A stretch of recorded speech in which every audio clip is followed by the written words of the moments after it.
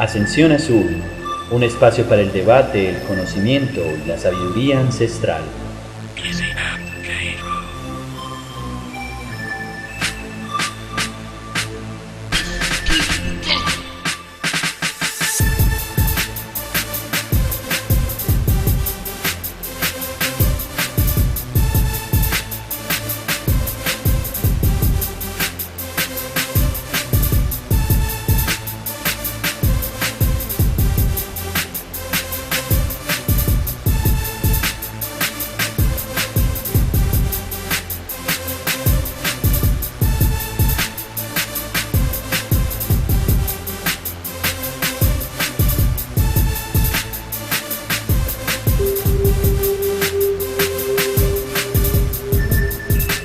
Buenas noches a todos los oyentes de Ascensión Azul.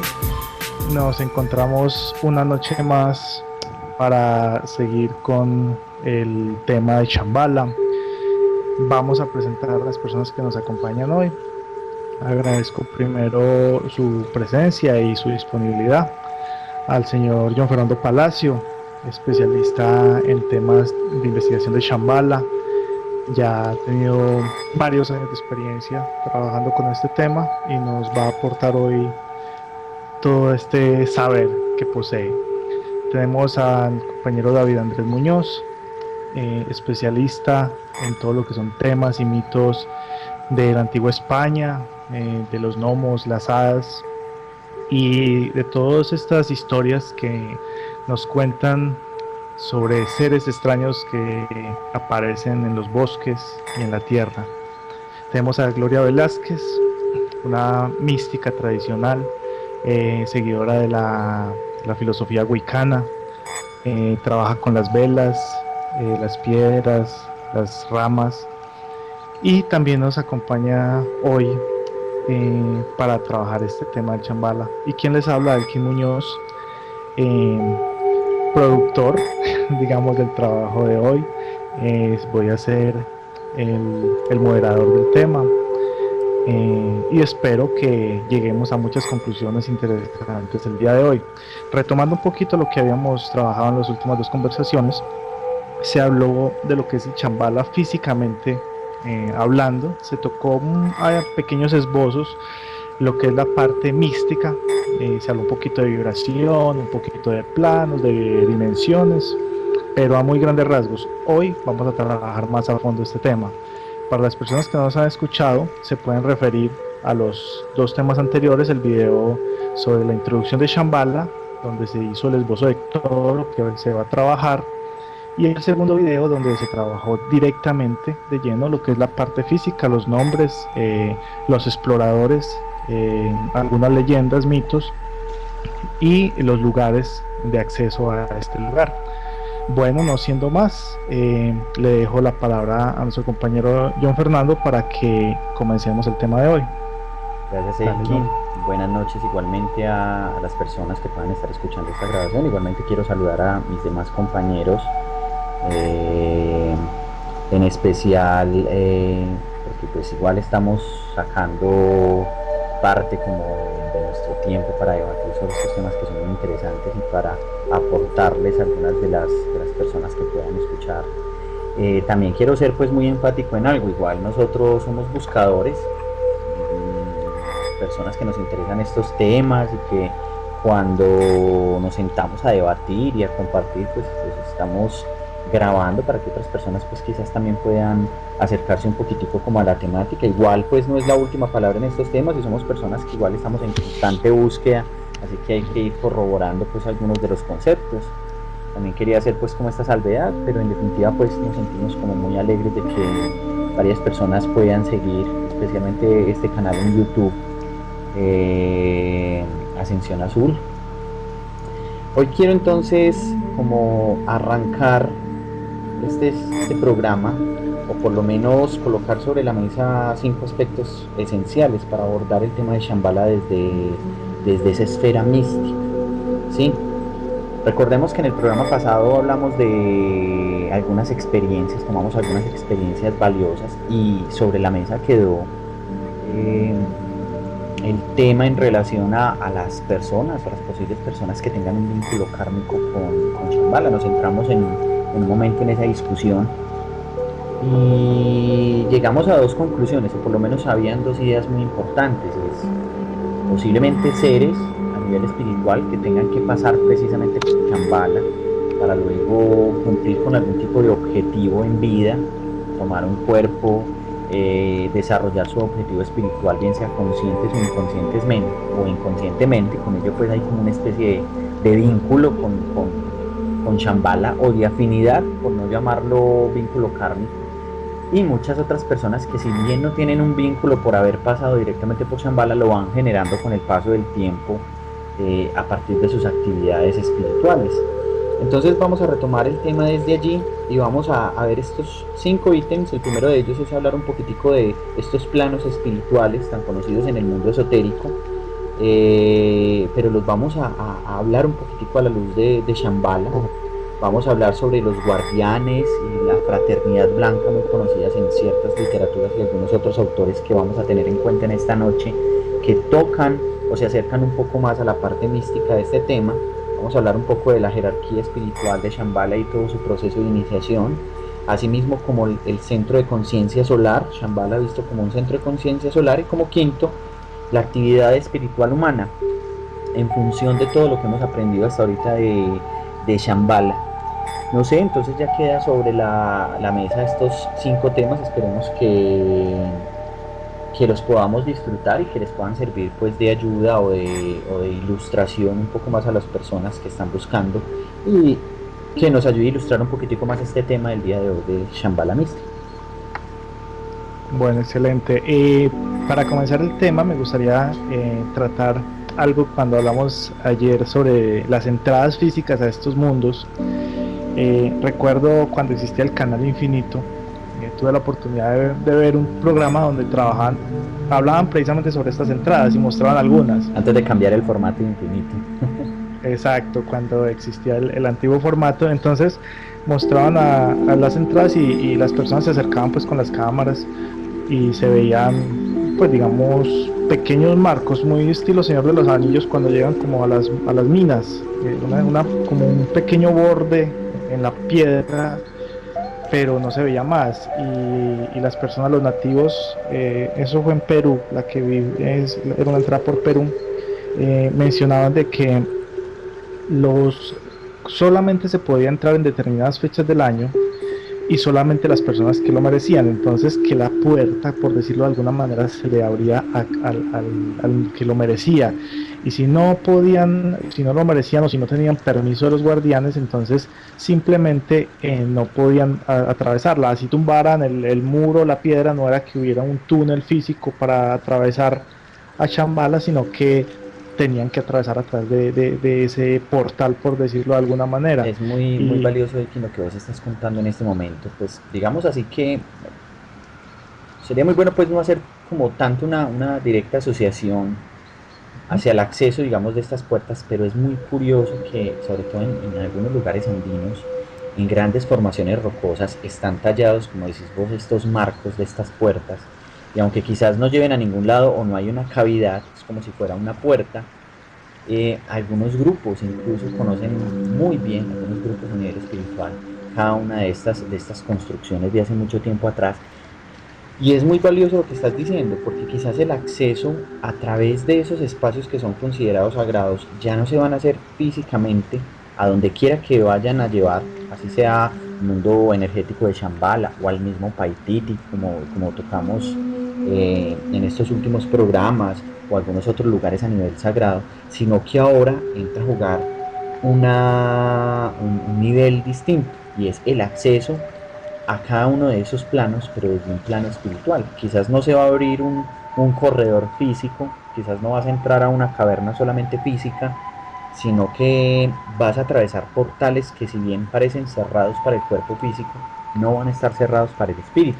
Y eso tiene que ver mucho con esos planos espirituales en función de nuestro tema que estamos abordando, en especial, por ejemplo, Shambhala. Ahora que mencionas esta partecita de esos mundos, inclusive no sería esos mundos, los reinos, y frente a eso me gustaría que ahí de pronto nos colaborara. Recuerdo que en una ocasión David Andrés me contó una historia sobre cómo accedían al mundo de las hadas o los gnomos. David, ¿me podría recordar algo? Bueno, pues sobre ese tema no es tanto como de acceder al mundo de ellos. Igual se rumora que son medio físicos y medio etéricos, o que tienen la cualidad de pasar de un estado, pues de un estado al otro, o de un mundo al otro. Entonces realmente se dicen que no habitan sectores físicos, o que si los habitan son muy difíciles de ubicar.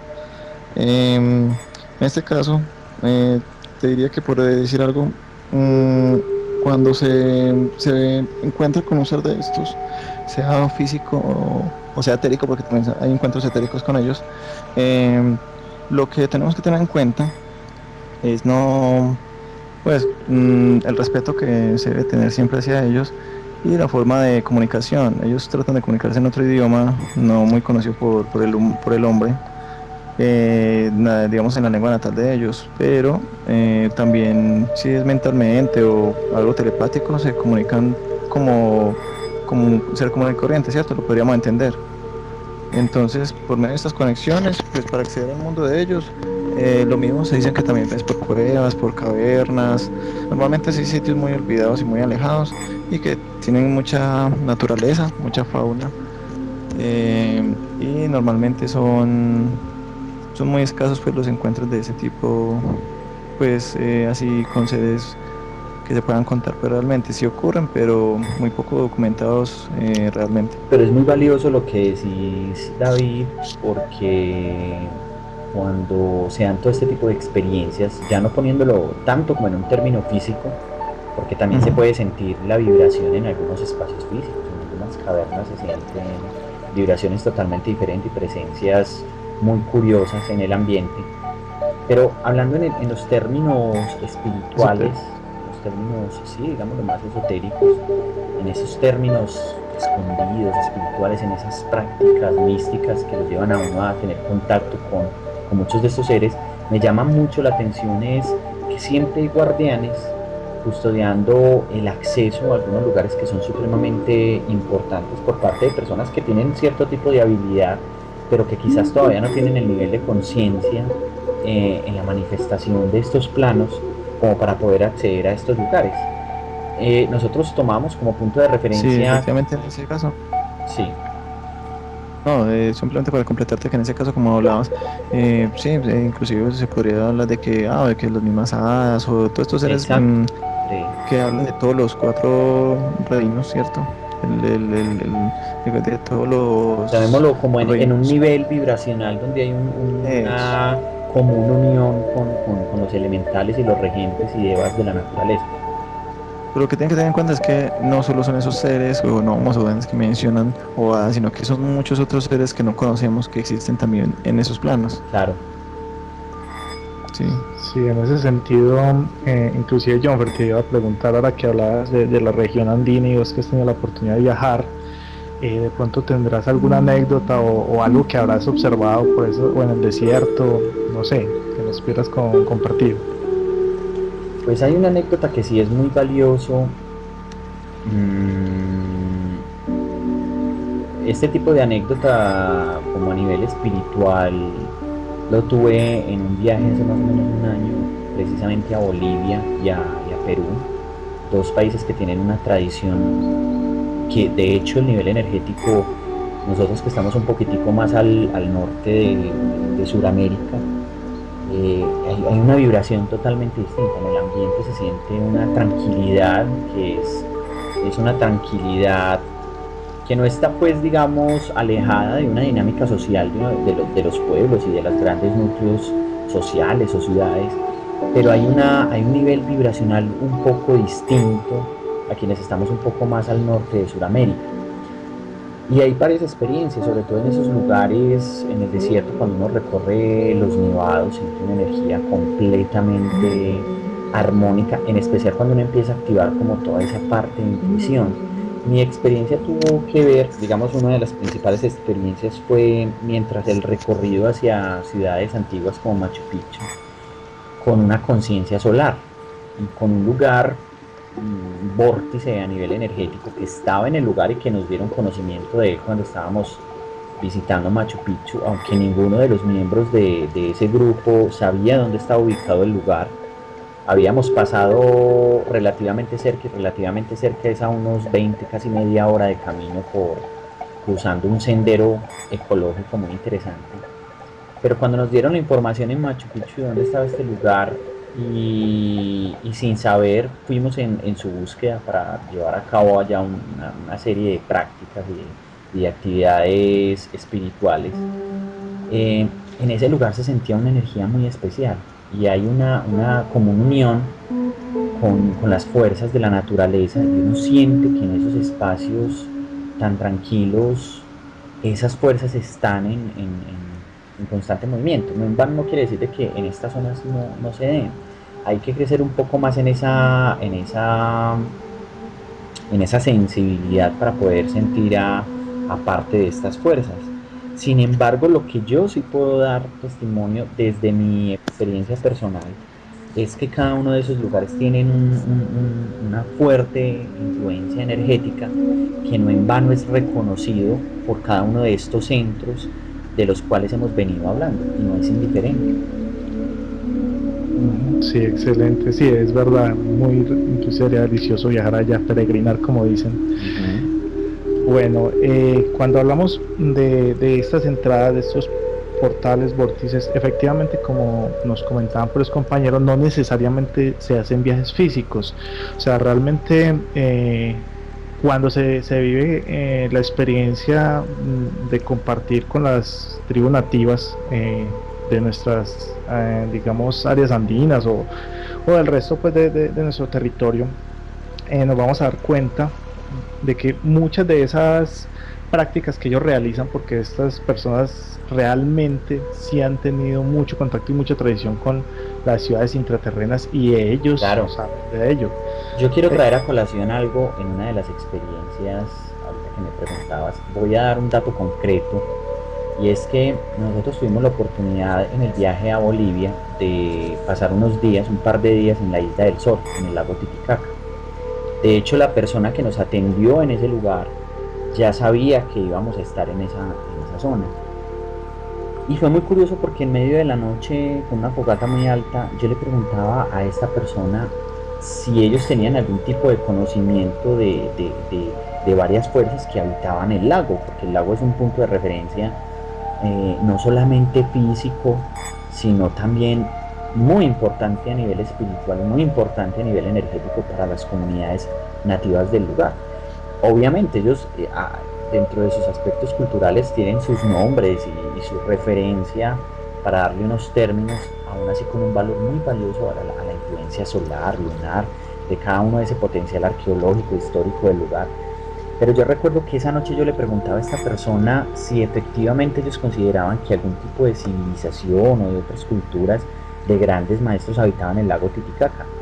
Y se me zafó obviamente la palabra de si algún tipo de mundo intraterreno estaba activo en el lago Titicaca o si fuera uno de esos accesos a esos mundos intraterrenos y efectivamente esta persona la vi muy receptiva al tema, aunque me dijo muy abiertamente y muy directamente que no le era permitido hablar un poquitico de esos temas.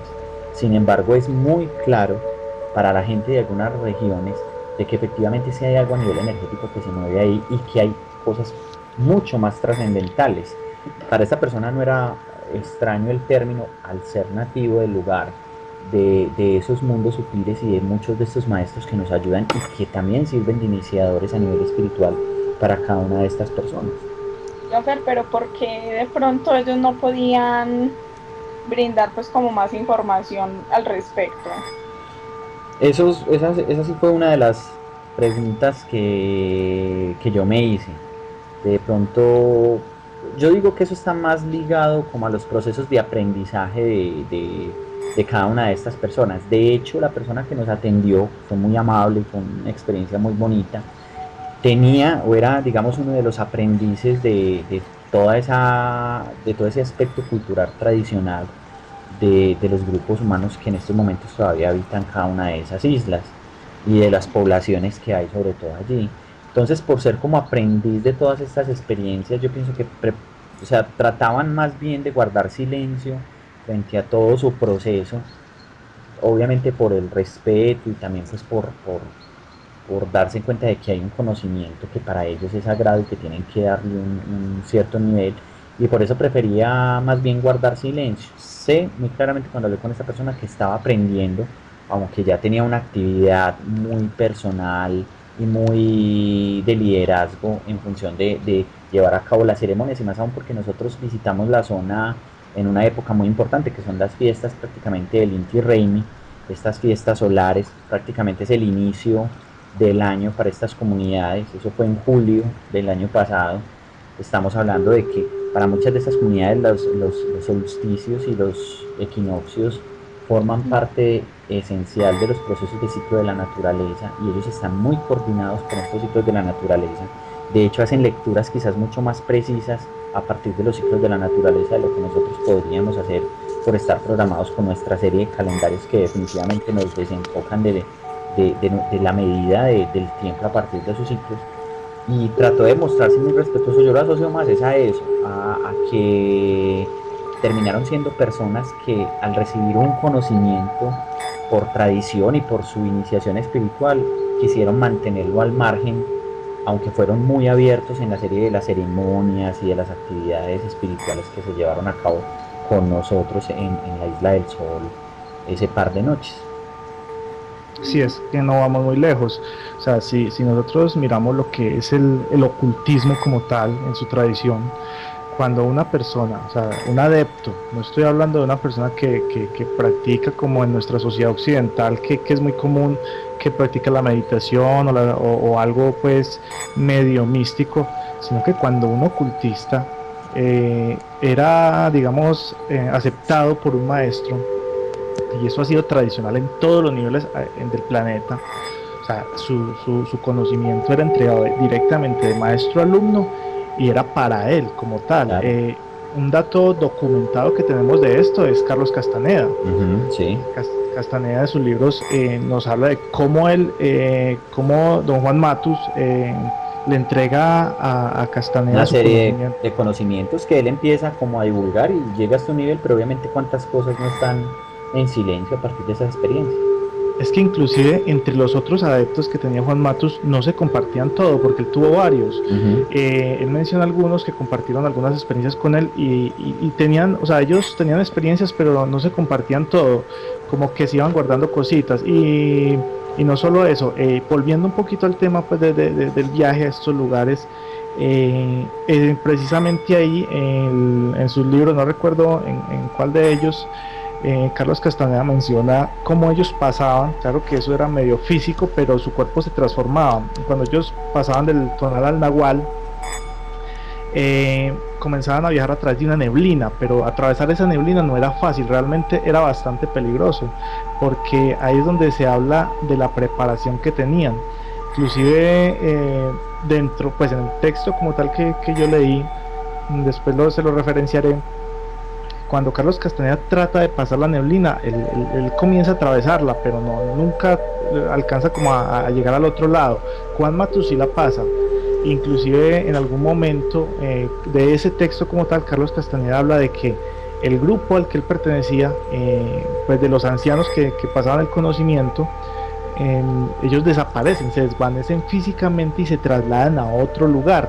Eso va mucho con la historia de Quetzalcóatl en Teotihuacán, cuando viajaban a donde las tierras de los ancestros, y era un viaje donde pasaban físicamente, se trasladaban a través de algo, no se sabe cómo, y viajaban al lugar donde vivían los ancestros.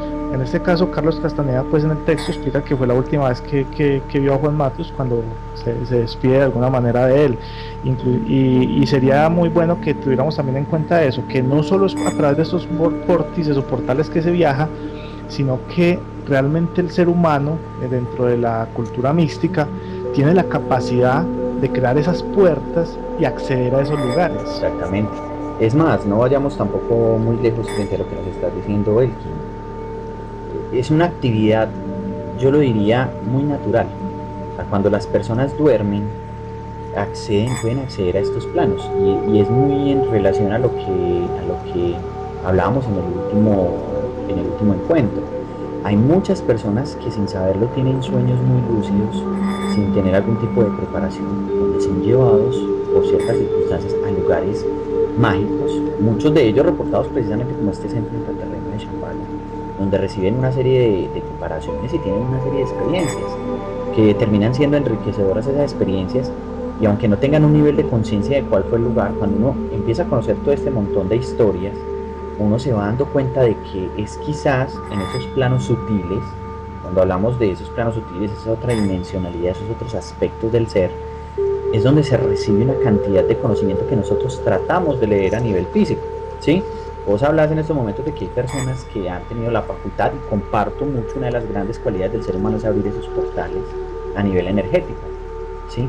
Pero no tenemos que ir muy lejos. Cuando nosotros soñamos podemos acceder fácilmente a esos espacios, teniendo conciencia o no conciencia, que fue donde terminamos en nuestro último encuentro.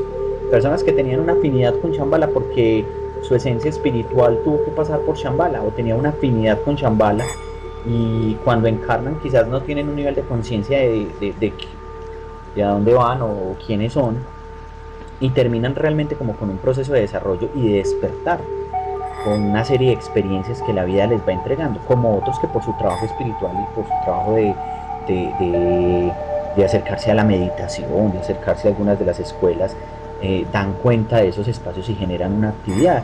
Hay muchos autores, ahora les hablábamos al comienzo de muchos de los autores, yo ahorita retomé algunos apuntes de autores como Vicente Beltrán Anglada, que se basa mucho y que habla, también tiene sus temas, sus libros sobre Shambhala, que lo toca desde un aspecto muy místico, y bebe mucho de las fuentes de la teosofía y de Madame Blavatsky, como lo hablamos ayer. Hay otros autores, inclusive en la reconfiguración de la gnosis actual, David, que ha tenido varias experiencias con la gnosis, Sí, ahora que lo independientemente, mientas, mencionan mucho la fraternidad blanca y también tienen presente a Shambhala como un lugar a nivel espiritual muy importante. Hay muchos autores. Yo precisamente quiero tocarles aquí rápido, discúlpame David, dale. cuando hablamos de esos 7 planos, Vicente Beltrán Anglada los menciona de la siguiente forma, muy rápido. O sea, él dice que hay 7 planos en el sistema solar, muy claros, y que cada uno de esos planos se divide a su vez en 7 subplanos. Entonces eso a nosotros nos permite como acercarnos un poquitico más a entender de que hay unos niveles vibracionales que aunque están en nuestro mundo, varían. O sea, no es lo mismo quizás un bajo astral donde se almacenan todos esos deseos y todas esas experiencias duras y difíciles del planeta Tierra. Yo creo que algunos de ustedes recuerdan la película Silent Hill, donde esta señora cruza como una especie de portal y llega a un lugar donde se dieron ciertos niveles muy duros, por parte de ciertos eventos en donde quemaron por ese fanatismo religioso a una niña que a su vez les volvió a todas estas personas que ya habían fallecido y que se mantenían en ese plano encerrados huyendo ante esas vivencias de infierno que les daba esta niña. Uno puede leer ahí fácilmente 2 subplanos en un mismo plano, ¿sí? Claro. Sí, Que es Sí. un plano en el que ellos se mueven, que es totalmente gris, es opaco, es triste, pero a su vez cuando llega una época en ese subplano, surgen, digamos, como ese nivel de tinieblas. Eso yo lo llamaría como, bueno, habría que meter más también el plano físico porque lo cruzan personas a nivel físico, ¿sí? Estaríamos hablando de 3 subplanos en nuestro planeta.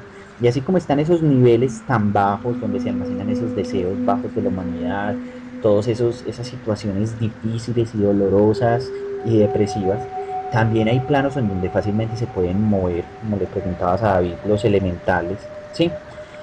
O planos muy superiores de maestros que fácilmente están ayudando y que tienen una vibración supremamente elevada. Entonces él habla de esos 7 primeros subplanos de nuestro sistema solar y que cada uno de esos planos tiene 7 subplanos más. O sea que no es indiferente, nuestro planeta Tierra es parte de nuestro planeta Tierra, pero también de la atmósfera de nuestro Sol y de muchas otras de las esferas. Entonces Vicente Beltrán Aglada habla del plano físico, ¿sí? habla también de un plano astral que es muy conocido en el mundo esotérico, que quizás Shambhala está inmersa en todos estos planos. A eso quiero llegar. Está el plano mental. Nosotros podemos acceder fácilmente cuando dormimos a ese plano mental, nuestra mente vuela. Ya toca unos términos más orientales para asociarlos. El plano búdico, ¿sí? Por ejemplo, él lo asocia al corazón del sol, al eje magnético Sí. alrededor del cual gira nuestro universo, nuestro sistema. Él habla del plano átmico, ¿sí? El plano de las decisiones superiores, habla del plano monádico, por ejemplo, como un mundo de la expresión de la vida del logo solar. Imagínense, por ejemplo, el logo solar o el regente solar, un nivel vibracional muy elevado.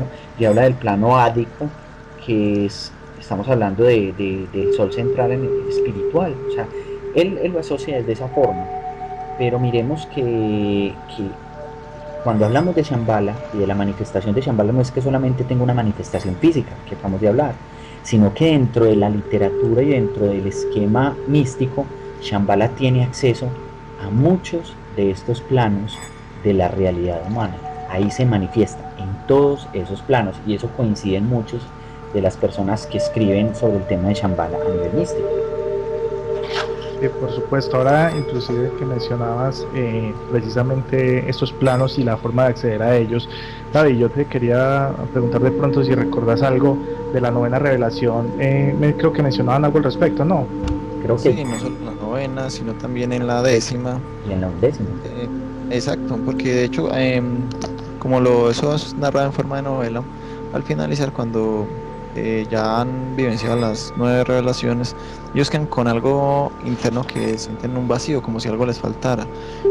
Finalizando la novena revelación, él logra trasladarse de un estado al otro en el que él no necesitaba comer, sino alimentarse solamente de energía, y en el cual él físicamente desaparecía para los ojos de los otros seres humanos en el mismo, digámoslo, tercera dimensión.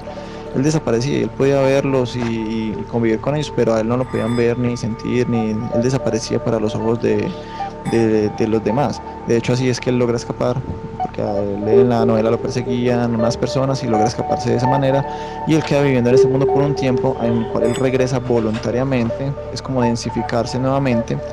Y él decía que de muchas veces los veía como con cuerpos de luz. Y cuando él se densifica, de hecho, si comen, no comía por hambre, sino como por comer por la vida anterior que él tenía como humano, como un humano corriente. Y lo logra de esa manera, elevando su vibración y despertando estas casuísticas.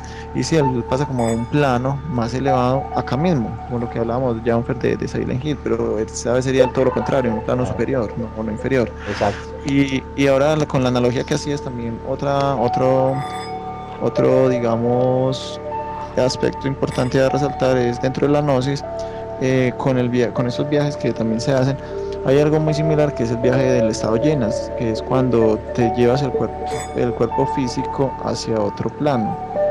Ellos lo manejan como el estado llenas, se conoce así dentro de la gnosis, y es elevar tanto la vibración del cuerpo físico, pero desde la parte espiritual hasta que el físico desaparece literalmente. Ellos dicen que lo alza, pues según los gnósticos es yo me alzo mi cuerpo físico, es decir, como que el espíritu carga el cuerpo físico, que sería al revés, no como supuestamente lo entendemos siempre, que dentro de nuestro cuerpo físico adentro hay un espíritu, hay un alma, sino que esta vez es al contrario, es decir, el espíritu toma la conciencia y dice me voy a llevar mi cuerpo y lo alza, pues para ellos es así, dicen lo alzo y me lo llevo y ya, y desaparezco con él o me elevo con él, haciendo una analogía también a lo que podríamos decir como lo que fue con la parte cristiana, el estado de Jesús a la ascensión, que asciende con Exacto, cuerpo sí. y todo. Ujú. Eh, Sin embargo, yo pienso que eso no es un procedimiento como tan deportivo, porque si yo me voy, digamos, en un aspecto físico, o si accedo a muchos de esos planos a nivel astral o a nivel mental, obviamente, para abordar un poquitico el segundo tema, estamos tocando bien lo de los planos espirituales, pero hablando de los guardianes, por ejemplo, deben haber, retomando un poquitico lo de los guardianes, debe haber algún tipo de control en esos lugares, que yo diría inicialmente un control, retomando parte como de esta frase de que cuando el alumno está preparado el maestro llega, cuando los oídos están listos, llega quien los llena de sabiduría. Eh, yo diría que uno de esos primeros guardianes termina siendo un tutor a nivel espiritual para las personas que están inquietas y que están buscando una de esas ascensiones y que empiezan con un montón de experiencias a través de sus sueños, llevándolo pues a estos términos. Pero también hablamos de una serie de guardianes en esos lugares espirituales. Yo diría que habrían guardianes en cada uno de esos subplanos de los cuales estamos hablando. Y parte de esos guardianes quizás tienen que ver con jerarquías espirituales. Yo no las llamaría una jerarquía espiritual vertical, yo la llamaría una jerarquía espiritual horizontal, donde hay niveles de responsabilidad, más no un nivel de grado superior e inferior, aunque uno se está moviendo y tiene un grado de responsabilidad y hay quienes tienen un nivel de vibración superior por su experiencia, pero yo diría que estos guardianes posiblemente podrían ser devas de la naturaleza, por ejemplo en planos de la naturaleza, algunos asuras muy fuertes para la literatura hindú, en planos digamos un poco inferiores para acceder a ellos, así como grandes maestros, grandes seres espirituales en planos de crecimiento espiritual y de trascendencia espiritual, como lo podría ser Shambhala. Y cuando nosotros hablamos de esos guardianes, netamente tendríamos que tocar el tema de la logia blanca o de la fraternidad blanca. No sé ustedes qué opinan al respecto sobre el Pues yo tema. pienso que ahora que lo están mencionando, sí, sobre esos guardianes, sería lo mismo como cuando, digamos, decir los guardianes del umbral, que son los que cuidan el paso Exacto. al otro mundo al morir. Es lo mismo, ellos tienen un control muy fuerte, creo yo, y yo creo que sí lo debe haber, y de eso yo estoy muy, pues, creo muy fehacientemente que los debe haber por todas partes, en todos lados, controlando la entrada y salida de todos, ¿cierto? Porque todo se maneja con un control más que todo en esta parte del universo, pues de acá de este plano. Y lo otro que te quería mencionar también en ese tema, sobre la parte espiritual de esto, es que digamos los guardianes, como los mientas, vienen desde la parte física y digamos que yo diría que los hay físicos etéricos, es decir, que puedan mediar, como digamos, como medianes, como conocidos entre un mundo y el otro, que o sea, que puedan pasar de un estado al otro y moverse libremente entre estos estados, que tengan esa facultad y esa cualidad para poder controlar esta situación. Claro, hay unos, sí, en esencia muchos de estos guardianes lo que hacen es pues apoyar como todo el proceso y la responsabilidad también energética entre el paso de estos mundos, porque yo digo que si retomamos la idea de que Shambhala tiene una manifestación, es un centro administrativo, obviamente hay un nivel de responsabilidad de muchos seres del buen uso y del buen manejo consciente de cada uno de estos espacios que tienen, o de realidades que tienen que ver con el proceso de trascendencia espiritual de todo un plano y por ende de las humanidades que se desarrollan en este plano. Por eso hablan totalmente y directamente, hablemos de los seres humanos y de la trascendencia en la conciencia humana. O sea, la gran fraternidad blanca, de acuerdo a la literatura, a la metafísica, y hablan de los maestros ascendidos, autores como Elizabeth Clark Prophet, que la mencionábamos al comienzo de estos programas, son personas que hablan de esa comunicación con ciertos maestros de la logia blanca, pues que son muy conocidos algunos de ellos, aunque yo me atrevería a decir de que hay que profundizar sobre el tema, hay que tener mucho cuidado también con él, porque pues muchos de estos maestros ascendidos no quiere decir de que no estén allí o de que no sean de fiar, pero también hay que tener un cuidado enorme con el uso de estos conceptos y con el uso de este trabajo espiritual. Pero yo me atrevo a decir de que también hay muchos de estos maestros de la fraternidad blanca que están apoyando realmente el crecimiento espiritual del ser humano y de su trascendencia, eh, en ese nivel de conciencia. Yo pienso que la fraternidad blanca, que es tan mencionada en la literatura esotérica y de muchos de los otros maestros, porque han habido experiencias con una cantidad de maestros que no tienen un nombre tan reconocido como San Germán, como el maestro Moria o Serapis Bey o muchos otros que están allí, pero que trabajan y que en algún momento llegaron a pasar por un cuerpo físico, tuvieron experiencias no solo agradables ni muy bonitas, sino también experiencias muy duras y que a través de sus vidas y de su serie de encarnaciones lograron trascender. Y por qué no, quedarse trabajando ya no desde un cuerpo, sino desde una trascendencia de conciencia en estos planos espirituales como lo podría ser Shambhala. Para mí en este momento es un maestro ascendido, es un guía, es un guardián, es un guía, es un maestro de esa trascendencia en la conciencia humana. Si yo quisiera ahí resaltar algo para de pronto las personas que puedan escuchar este audio, que sería muy importante de pronto como llegar a una conclusión temporal de que, según lo que estamos hablando o compartiendo acá, cualquier persona tendría o podría tener el acceso a Shambhala, Exactamente. desde la parte esotérica o desde la parte, inclusive por medio de estos mismos maestros ascendidos. Ellos, como tú mismo lo indicas, John Fernando, están para colaborarnos o ayudarnos a, a desarrollarnos en ese sentido y a evolucionar y a crecer espiritualmente. Entonces, podríamos también inclusive, o las personas que nos escuchan, de pronto sería bueno más adelante o dar unas pautas de pronto como para que las personas que quieran hacerlo puedan decir, bueno, pero yo cómo logro la colaboración de uno de estos maestros, cómo puedo tratar de acceder a estos, pues que por medio de qué práctica acceder a un sitio así como un Chambala o una ciudad intraterrena, para las personas que quieran de pronto estén interesadas en hacerlo, de pronto sería bueno más adelante abordar eso, dado de que, según lo que estamos diciendo, sí, cualquier persona podría acceder y que tenemos a la mano a los maestros ascendidos que nos pueden colaborar con eso y que están ahí también para ayudarnos. Bueno, sí, inclusive ahora que mencionabas esto de los maestros ascendidos y de los guías, efectivamente, cuando se habla, siempre que se habla de un lugar espiritual, eso ha sido de toda la vida, por decirlo de alguna manera, se habla de guardianes. En las películas, en los libros, siempre se habla de un guardián que cuida los lugares sagrados. Y se habla también de esa parte del respeto. Hay algunas características que siempre se determinan, inclusive en los mitos, en algunos mitos antiguos japoneses. Sí. Recuerdo que se hablaba mucho de la pureza.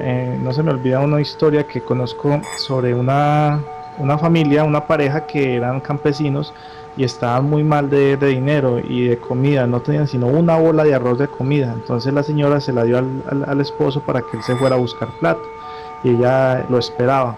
Y él se fue y cuando estaba muy cansado en una montaña, se sentó a descansar y la bola de arroz comenzó a girar y se le cayó. Entonces él, para no desperdiciarla, se fue detrás de ella y la bola de arroz cayó a un hueco físico. Él ingresó por este hueco y se encontró con una familia de ratones, pero una familia, pues me refiero a un montón de ratones, no eran 4 o 5, eran cientos de ratones, y los ratones le devolvieron la bola de arroz. Entonces les agradeció mucho y les dijo que por dónde quedaba la salida. Él al ver, ellos, pues los ratones en este caso, al ver la condición en que se encontraba el señor, decidieron cantar con él y hacerse amigos de él, y fueron de su agrado. Entonces, debido a esto, ellos le dieron mucho oro, le dieron oro y muchas riquezas. Cuando él regresó, salió por un túnel que ellos le dijeron, salió cerca a la casa de él, casualmente.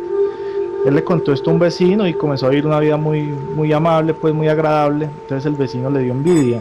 El vecino hizo lo mismo, cogió una bola de arroz, le dijo a la esposa que le hiciera una bola de arroz, hizo exactamente el mismo recorrido y la puso a rodar para seguir a ver dónde caía. Efectivamente la bola de arroz cayó en un agujero y él ingresó y encontró los ratones también. Entonces ellos le dieron la bola de arroz y lo mandaron para la casa. Él se enojó con los ratones y comenzó a ahuyentarlos, a tratar de atacarlos porque él quería el oro. Entonces los ratones simplemente se escondieron y lo dejaron ir.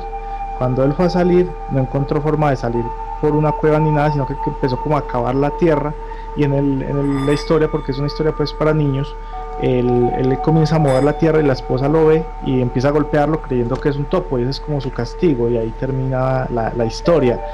Pero si vemos la trascendencia realmente exacto. de esa historia, yo rescataría mucho en la trascendencia de esa historia es la intención. Exacto. Y yo pienso que eso está muy asociado precisamente, la intención demarca mucho el nivel vibracional de cada persona, porque realmente eso se siente a nivel energético. Cuando hay una intención pura realmente de corazón, llegan una cantidad de experiencias que son enriquecedoras precisamente por esa afinidad. Pero cuando la intención es una envidia o es una vibración baja, obviamente hasta se tienen una cantidad de experiencias, pero miren lo que puede desencadenar la situación. Claro, y eso se lee, uno lee, ahí es cuando hablan de leerle a las personas. Uno como persona, me refiero del común y corriente, uno va por la calle, va a su trabajo, a su lugar de estudio, y hay personas con las que uno se cruza miradas y tiene la oportunidad, digamos, de leerla de alguna manera. Uno sabe si está mal. Continúa, Gloria, cuéntame. Uno siente, por ejemplo, ese tipo de uno dice, que digamos, cuando uno dice que uno siente, por ejemplo, esa mala energía, es porque hay algo que no está funcionando bien como con esa persona. O de pronto hay personas que uno se cruza y que uno siente que es como muy amena, que son personas como muy tranquilas, que se siente como una paz. Exactamente. Y si eso lo hacemos nosotros aquí, simplemente físicamente con un cuerpo densificado, cuando hablamos de estos mundos sutiles y de acceder a ellos, obviamente un guardián va a tener toda la potestad para leerte completico y saber si te puede dejar acceder o no a un lugar de estos. Claro. Inclusive cuando ya terminó, Sí, John dale. Free, te doy la palabra. Cuando se habla de que una persona acceda o no a un lugar de estos, no es que el guardián te prohíba la entrada, simplemente es como si te devolvieran. En el caso de un sueño o de un astral, si no es que despertas, es que quedas por ahí soñando con mil cosas, excepto con el lugar a donde ibas. Eso es todo, pues cuando me refiero a que no te dejan pasar. Continúa, John Sí, Free. estoy muy de acuerdo contigo, Elkin. Se nota realmente. O sea, cuando no hay realmente esa afinidad, o uno se entretiene, y eso lo veíamos ayer en los documentos, uno se entretiene en lo maravilloso de los lugares y pierde su acceso, o sencillamente, como dices, se despierta uno, o termina uno soñando otro tipo de cosas, totalmente alejadas a la experiencia que realmente se tenía. Yo quisiera hacerles una pregunta a los panelistas, y es, dentro de lo que conocen de la fraternidad blanca y de lo que les dictamina su corazón, ¿cuáles consideran que puedan ser los elementos más importantes de esta fraternidad blanca? Dado el caso de que efectivamente, yo considero que sí, en lo personal, de que existe, que es una realidad, que están allí, que ayudan a ciertos procesos a la humanidad como fraternidad blanca, ojo, sin antes, más bien separándola de cualquier tipo de logia física o de logia inmersa en muchos de estos grupos actuales de corte espiritual, llámese en logias actuales, ¿no? Estamos hablando de una hermandad espiritual con un criterio y una conciencia totalmente espiritual, que han superado una cantidad de limitantes o de pruebas físicas o de pruebas a nivel espiritual, ya han trascendido estos limitantes y están ayudando, se están quedando aquí en el planeta Tierra a ayudar a los procesos de la humanidad. ¿Cuáles consideran ustedes que pueden ser los elementos más importantes para entender, para diferenciar y para conocer y profundizar un poco más sobre la Hermandad Blanca? Bueno, frente a elementos, pues cuando hablamos de conocerlos, hay un elemento, me parece vital, y los maestros de la Hermandad Blanca en sus mensajes lo colocan siempre, y yo creo que es conocerse a sí mismo. O sea, si yo quiero conocer a la Hermandad Blanca, primero debo conocerme a mí mismo. Es como uno de los elementos principales. Otra cosa que mencionabas frente a estos maestros que nos ayudan es que una de las pruebas que colocaban era no quedarse de pronto embelesado, y para uno no embelezarse con el exterior debe estar muy centrado digamos, en el interior, pero no es que estemos como siempre en un estado de meditación y no, cuando hablamos de un estado centrado en un estado interior me refiero a un estado de equilibrio, de paz. Entonces creo que ese es otro punto, y creo que es correspondiente al primero. Cuando uno se conoce a sí mismo, después de una pequeña tormenta comienza a haber calma, y esa calma sería esa estabilidad. Así como, pues esos dos puntos me parecerían muy importantes. Enseguida vemos qué dicen nuestros compañeros. Como datico autista, frente a lo que hablabas de quedarse perdido por la belleza de estos lugares, recuerdo que David en alguna ocasión me decía que cuando uno accedía al mundo de los elementales, podía perderse en el sentido en que cuando una persona iba nunca más regresaba, y eso volvía al tema anterior de ayer, que hablábamos de ser destruidos o de no volver nunca, pero es porque son lugares tan maravillosos que algunas personas no quieren regresar. O sea, realmente cuando hablamos de lugares, ¿cierto? Sean etéricos o físicos, porque después vamos a ver lo que son los estados, y también son estados maravillosos, pero son lugares y cosas tan sí, fantasiosas, Yo por decirlo de quisiera, alguna manera. qué pena hacer una salvedad ahí, Elkin, y es de pronto como no basarnos tanto en el hecho de que podemos ser destruidos, Sí, aniquilados, claro. obviamente, porque vos sabes que es un nivel, hemos tocado mucho el tema de la afinidad. Ujú. Obviamente por afinidad puedes permanecer en algunos planos y puedes tener como cierto tipo de guías en estos planos, pero también hay que hacer una salvedad para todas las personas que escuchen esto, y es que si bien no podemos negar de que esos casos no se han presentado, tampoco es que sean casos tan comunes, o sea, Exacto. donde vas a pasar muy deportivamente de plano a otro y vas a permanecer en ese plano a otro de por vida o... No, para eso hay un nivel y una regulación energética y por eso hemos tomado también el tema de los guardianes. Exactamente, sí. O sea, esos son casos y no es que uno lo haga por voluntad, realmente es un proceso natural. O sea, es algo que se va dando y tiene que ver mucho con una línea kármica, un proceso kármico individual de la persona que, digamos, tenga esa experiencia. Entonces, como retomando la pregunta que hacías, serían esos dos puntos. Y tienen mucho que ver con la pregunta que hizo David en el programa anterior. ¿Quién define y quién decide si puedes acceder o no a un mundo de estos y qué cualidades debes tener? Creo que eso viene con lo que acaba de mencionar John Fernando y es tu propio estado interior te lleva por afinidad a conectarte con unos maestros que están allá en, digamos, en el Chambala para poder acercarte a ellos tienes que tener una vibración como afina a ellos. Entonces, yo te como vuelvo y te nombro, serían el conocimiento personal y nuevamente esa estabilidad que brinda ese conocimiento. Ya me gustaría saber qué dice David y Gloria al respecto. Yo hablaría de conciencia, que igual va muy de la mano pues de lo que nos dice Elkin, ¿cierto? Eh, yo hablaría de conciencia, tanto obviamente pues interna como externa, ¿cierto? Conciencia como tal, porque obviamente se reflejaría, o sea, el exterior refleja tu interior. Entonces, siendo conscientes y a la vez respetando, porque también debía haber un respeto, aunque yo pienso que conciencia abarcaría todo, ¿cierto? Ser consciente del lugar, de la situación, de, de mi ser, pues de todo como tal. Yo pensaría que esto tendría que ver como con todo, estaría pues como ligado. No sé de pronto, David, que cómo lo verá.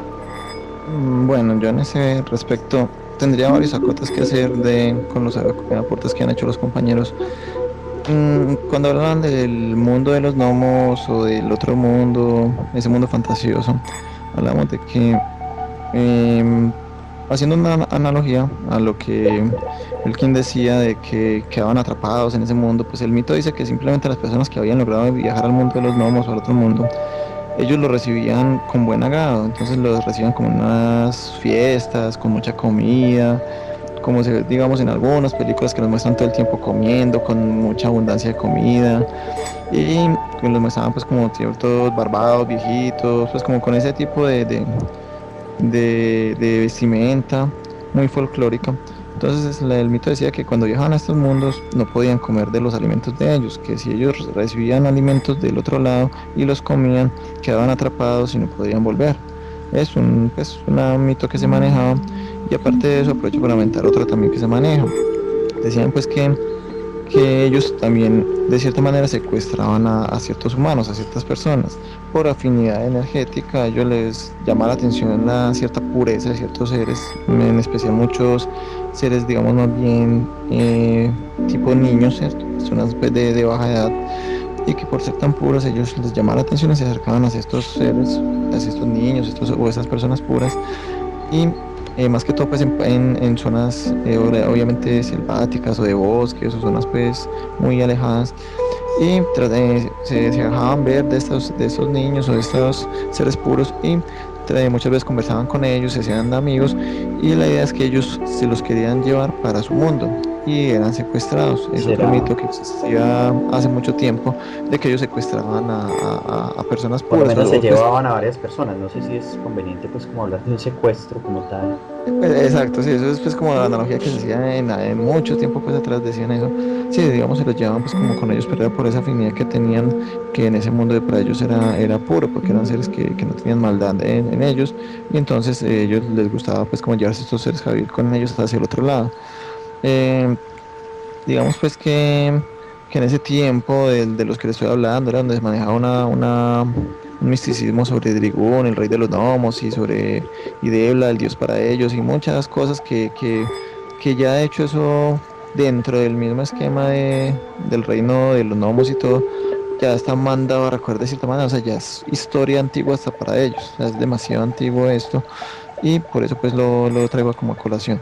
Ya si me pregunta pues como que qué pensaría yo sobre estos otros mundos y de la forma de acceder a ellos y todo, pues yo pienso que en general, como comparto también la opinión de ustedes en ese sentido de que uno debe estar centrado en el sentido de no estar inquieto mentalmente, no estar preocupado con estos problemas, con tal cosa, sino que estar en un estado no meditativo, como decía alguien, pero sí en un estado de paz o de aceptación, de tranquilidad, porque obviamente eso ayuda a no densificar la materia. Cuando yo estoy denso, estoy preocupado, estoy con problemas, estoy con energías negativas, pensamientos negativos, yo mismo me densifico, yo Claro. mismo me traigo las cosas negativas por principio de afinidad y ley de resonancia. Entonces la idea es estar como en ese estado. Aparte de estar pacífico y calmado, está el otro estado que es el estado de la voluntad, el estado evolutivo, que es el estado de querer ir a ese lugar, querer estar allá. Igual algo que no hemos tocado acá, que pues llega acá también a ser compartido con eso, es el estado de nuestros propios, digamos, maestros, ¿cierto? De nuestro séquito de luz o de nuestros de lo que llamamos pues el séquito, que es seres que nos acompañan a nosotros también etéricamente o espiritualmente, de nuestro ángel guardián, de nuestro maestro interno. Entonces llegaremos de que si nos ponemos en cierta onda vibratoria podemos acceder o podemos estar de acorde con ellos y eso nos elevaría y nos ayudaría más fácil a entrar a esos otros mundos, ¿cierto? Entonces yo pienso que sí, de que en general sería como estar calmado, como estar en paz, tener la voluntad de hacerlo y aparte de la voluntad, está la parte de la acción. Ya esto también viene con nuestra parte física, que es digamos, una de las ventajas que yo le veo al tener nosotros cuerpo físico, que sería la de quererlo hacer, entonces hacer una práctica, digamos, encender un cirio, una vela, entonces poder, digamos, sentir esas vibraciones físicamente, para que como el problema es que como nosotros tenemos también la parte física, tenemos que armonizar esa parte física, digamos, con ayunos, cosas que ayuden a elevar esa parte física a un nivel de vibración más alto. Entonces yo creo que todo eso tendría que estar incluido para de pronto lograr un despertar hacia ese mundo más fácil, Pero bueno, dado que nosotros estamos muy limitados. nosotros hemos tocado mucho la parte inconsciente de cómo las personas acceden, pero las personas que son conscientes y que son considerados adeptos o iniciados en ese mundo espiritual, obviamente van a acceder por una voluntad y por una preparación específica, precisamente Sí. como a esa jerarquía o a parte de estos maestros, ¿sí? Y Ujú. obviamente hay personas que a nivel espiritual reciben iniciaciones muy, muy claras. Yo ahorita les mencionaba y les traigo a colación parte como de esos subplanos de Shambhala, para no desenfocarnos mucho del tema de Shambhala. Y hay algunos ítems en cada uno de los puntos de ciertas actividades que se llevaban a cabo y que enlazan un poco a lo que preguntabas ayer, David, frente a, bueno, y qué se hacen, por ejemplo, en el caso de Shambhala y con estas personas, ¿no es cierto?, que están allá trabajando y que acceden a un conocimiento. Hablamos, por ejemplo, de esa manifestación de esa esfera física, ¿sí?, que tiene que ver mucho con la función y el desarrollo evolutivo de nuestro proceso espiritual, ¿sí? Ahí es donde se encuentran los secretos de la historia de nuestro planeta, según lo que plantea, por ejemplo, este señor Vicente Beltrán Anglada en su libro de Shambhala. En esa esfera física se encuentran una cantidad de secretos de nuestro planeta y hay que conocerlos. ¿Por qué? Porque es regido precisamente y son revelados hacia los discípulos que tienen ya un nivel de conciencia como una parte de su proceso de acercamiento a esa aula de conocimiento, ¿sí? De cómo es la función y el desarrollo a nivel físico, evolutivo, espiritual y energético de cada uno de esos reinos, de los vegetales, del reino animal, de la conciencia animal, mineral, y de lo que estamos hablando de su acceso energético para tener ese tipo de experiencias. Cuando se habla, por ejemplo, de una esfera astral, ahí hay una cantidad de energías que nosotros conocemos como egregores, ¿sí? Que tienen que ver con las acciones y con las emociones humanas, ¿sí? Durante mucho tiempo. Y eso revela realmente muchos aspectos de nuestro proceso de crecimiento emocional como humanidad, donde se dan una cantidad de pruebas físicas, psíquicas, perdón, en función de lo que nosotros vamos aprendiendo o aprenden ciertas personas como discípulos, y donde se dan una gran cantidad de experiencias a nivel espiritual en ese plano astral, sobre todo personas que tienen esa conciencia de poder desarrollar sus salidas en el plano astral y de visitar lugares que son muy importantes y de controlar específicamente sus deseos. Vos hablabas, David, ahorita en un momento donde decías, pues bueno, hay que tener ciertos elementos para poder hacer estos viajes y acceder a estos planos, ¿sí? Pero Sí. cuando se da ese control de los deseos, realmente esa buena intención, las personas aprenden por su naturalidad a salir a ese plano astral que es supremamente valioso. También Ujú. hablamos de la esfera mental. ¿Qué actividades hay en esas esferas mentales, como una tercera esfera, o proyectos, o planes, ideas, tienen que ver con esa evolución mental y espiritual de la humanidad, de nuestra humanidad? Y hay muchos maestros que trabajan desde ahí, desde el plano mental, para fortalecerlo. ¿Cuántos de nosotros hemos aprendido a ser conscientes en nuestros sueños? Y hay una cantidad de experiencias. Ahí es donde se conoce realmente muchos de estos misterios y donde se accede realmente como a cierto tipo de iniciaciones espirituales. Hablan de una tercer nivel de iniciación jerárquica de la logia blanca en esa esfera mental que habla de la transfiguración, de la transformación. Y es que nosotros en un plano mental venimos como con una plantilla de nuestra forma, pero ¿cuánto no hay de transformación en ese plano mental? En un sueño. En esa esfera úbica se habla esencialmente de una esfera central de Shambhala, donde están los adeptos realmente que mencionaba Elkin, ¿sí? En ese cuarto subplano de esa esfera búdica se encuentra como todo ese centro cardíaco de la fraternidad blanca, ¿sí? Que expresa el amor, que expresa la entrega por el desarrollo, y hay una cantidad de niveles desde ahí para la trascendencia espiritual de ellos. Y ahí se hacen muchos concilios y muchos encuentros, no solamente de lo que hablábamos en los primeros programas, de esos grandes reyes conocidos como reyes, líderes espirituales por el budismo tradicional, sino verdaderos maestros en la trascendencia como son considerados los kumaras o los budas de actividad, ¿sí? Y allí se dan esos concilios específicamente para la trascendencia espiritual y para las grandes decisiones. En la esfera átmica, que es considerada la quinta, se da todo ese propósito revelado, ¿sí? A partir de esos concilios. Dicen muchas veces que estos concilios se realizan 4 veces al año. Y es donde se En las toman, estaciones. exacto, y en esa esfera átmica, en ese plano, se toman decisiones muy importantes que tienen que ver con el desarrollo del planeta en función de las actividades solares, ¿sí?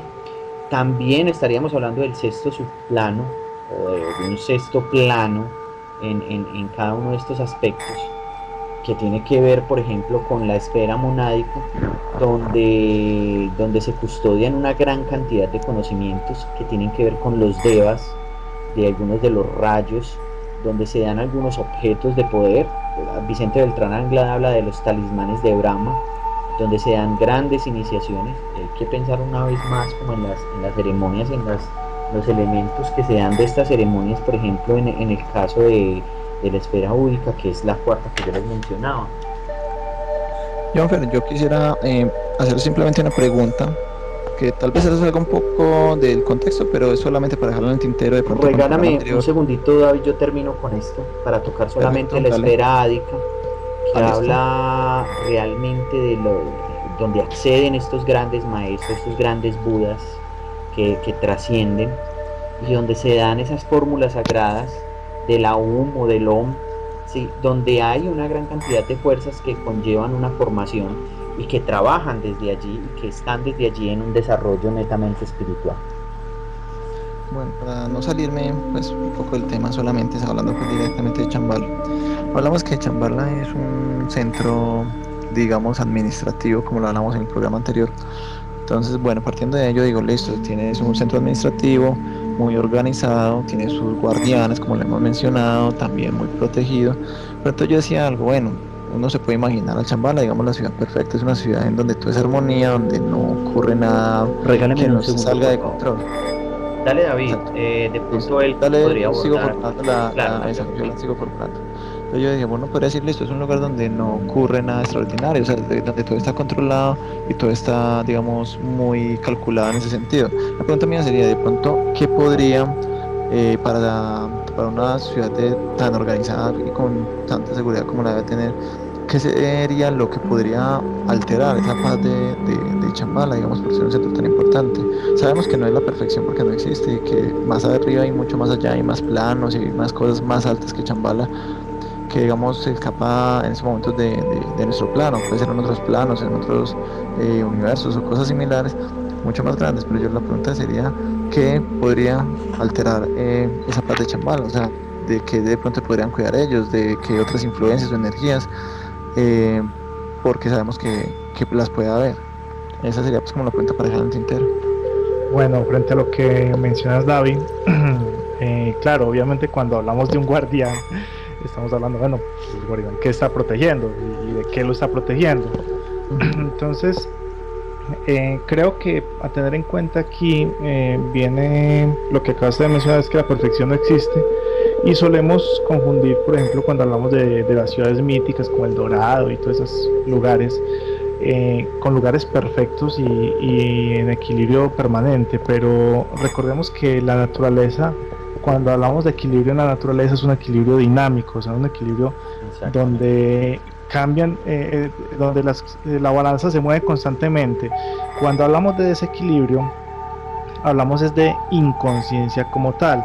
O sea, una persona como un ser humano puede tener su vida en equilibrio a pesar de que tenga altibajos económicos, emocionales o de otra índole, mientras, digamos, esté como en un estado de aceptación de esas situaciones y dispuesto a cambiarlo con su voluntad, como lo decías ahora. Cuando hablamos de una ciudad o una nación, por ejemplo, no vamos muy lejos, hablemos de nuestro mundo. Dentro de nuestro mundo hace décadas se habla de recesión económica. Sin embargo, la economía vive en un cierto equilibrio dinámico y ha venido funcionando desde hace cientos de años.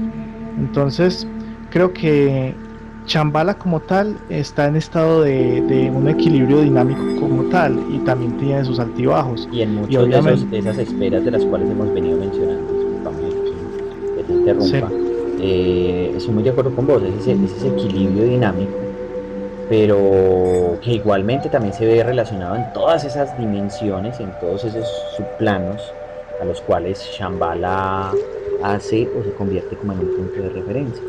Bueno, hay varios elementos que obviamente cuando tocamos el tema de Shambhala es un tema muy complejo, quizás nosotros no tenemos, vuelvo y hago la salvedad, todos los elementos ni el conocimiento más profundo, quizás podemos estarnos equivocando en algunos de los conceptos, sin embargo eso también es válido, de las equivocaciones también se aprenden mucho, pero también lo importante es acercarse uno al tema y saber de que hay una cantidad de autores que toman el tema de Shambhala y que Shambhala tiene que ver, realmente todos somos parte de, digamos, ese centro administrativo, llámese como se llame, que le estamos colocando un nombre, y yo lo diría más un centro administrativo a nivel energético, que tiene que ver también en función de nuestra propia energía como humanidad y que nos ha permitido estar aquí durante mucho tiempo como humanidad. No tanto como la edad de la humanidad o geográfica, pero sí por lo menos con una edad no necesariamente planetaria, pero sí como humanidad. Entonces, hay algunos elementos de orden espiritual. Sabemos que físicamente Shambhala tiene una cualidad, místicamente como lo hemos tocado ahora, hablamos de adeptos, de iniciados, hablamos de una jerarquía espiritual que nos está, digamos, asistiendo a un proceso, aprendiendo a canalizar energías que son importantes a nivel cósmico para el beneficio del planeta, que forman, digamos así, estos mundos intraterrenos como ciertos sitios de trascendencia espiritual y de centros electromagnéticos del planeta Tierra. Pero hay un trabajo realmente espiritual y hay varios autores que también tocan el tema que ya tiene que ver con un aspecto interno del ser humano, de su crecimiento espiritual. Hablábamos hoy mucho en esta parte mística que hay personas que quizás no tienen un nivel de conciencia y que acceden a esas esferas, pero hay otros que sí tienen un nivel de conciencia y es porque ya han realizado un trabajo interno. Y hay varios autores de origen tibetano que comienzan a explotar más el criterio de Shambhala y que hablan de la senda del guerrero, ¿sí? Vamos a tener oportunidad de hablarlo en el próximo encuentro. Y que son temas muy importantes para luego tocar el último tema. Vamos a tocar entonces a Shambhala desde esa esfera espiritual y por último vamos a tocar a Shambhala como esa esfera íntima, esa esfera que nos ayuda a concluir el tema que estamos abordando. Bueno, entonces, no siendo más, agradezco mucho entonces a David Andrés por su presencia y por todos sus aportes el día de hoy. A Gloria Velázquez también por sus aportes, por colaborarnos tanto el día de hoy, y a John Fernando Palacio también por compartirnos todo su saber. Me despido con la sesión del día de hoy, Shambhala Místico. Esperamos entonces nuevamente estar encontrándonos muy pronto para trabajar ya lo que es Shambhala desde una parte más humana y más individual, por decirlo de alguna manera. Se despidió el Muñoz desde Ascensión Azul. Muchas gracias.